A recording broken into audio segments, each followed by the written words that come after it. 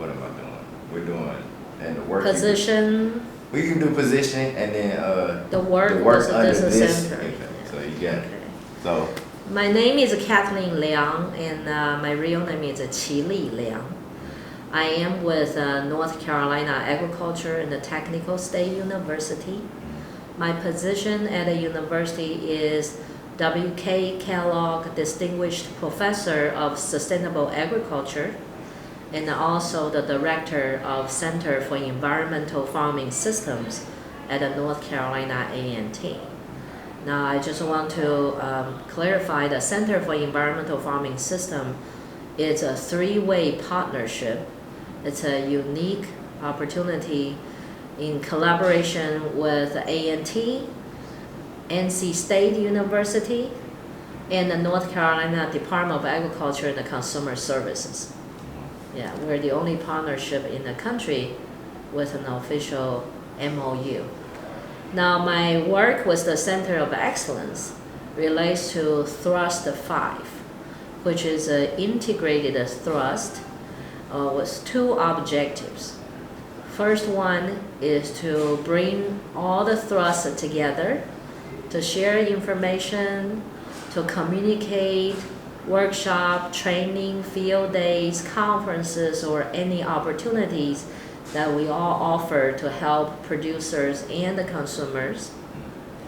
Number two is to figure out a way to capture collaborative impact from social, economic, and environmental aspects. For example, Thrust 1, they have a crop production system.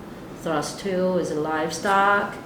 And then with different thrusts, each thrust will have different programs, different training, student teaching, learning, that sort of thing. And then we help to collect information from participation, learning outcomes, or any new things that we discovered. We can continue evolve across all thrusts for future inter-institutional collaboration. The USDA program, for some people may not know different kind of program formation within USDA. USDA has the AFRI program, which is the flagship research-oriented, that kind of thing, for agriculture and the food initiative programs. That's the largest one with 40, 50 announcements sometimes for grant opportunities. Then USDA has non-AFRI programs, like the Workforce Development, New Beginning Farm Program Development, the brand new next generation of agriculture leadership, that kind of thing. So that's non-AFRI support for institutions to get funding, doing things that they're more directly engaging communities. The third group of funding through USDA is a cooperative agreement.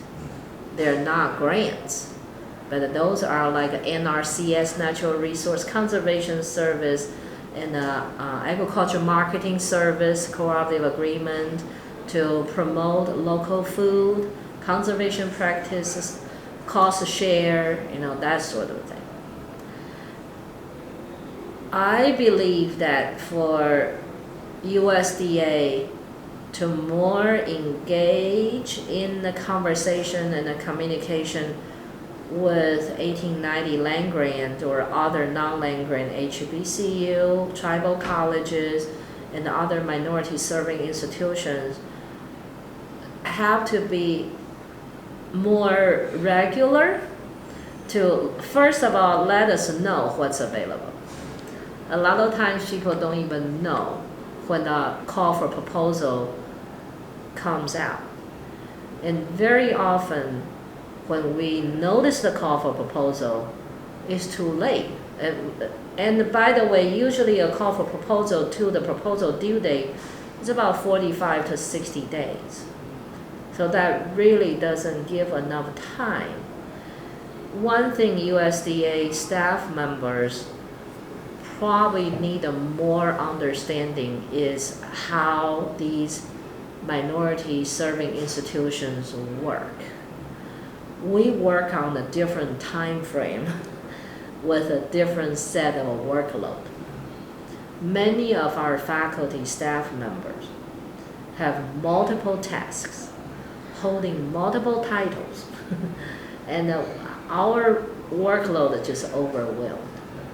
So that's the first thing is, one way or the other, we hope that USDA staff members would get a better connection with us to understand how we operate and to help us to access the information as soon as available. So at least we get a fair, square competition to begin with. But the second thing you pointed out is relatively low amount of focused funding for the general cohort as a minority serving institutions. We can look at it from this way, that if USDA can sit down and look at the historical records of funded projects through different institutions, get a proportion. I'm not talking about the co-PI, the collaborators just get a smaller share. I think that we are talking about the lead institutions as HBCU or as other minority institution under that scenario. Historically, how many of us were in that leadership position when it comes to funding? Now recently, USDA did release the HBCU, the next gen program, which is a significant amount of investment. And then Agriculture Marketing Service also has particular funding reserved for underserved communities and the cohort, that kind of thing. So we do see a little bit of increase in the support level.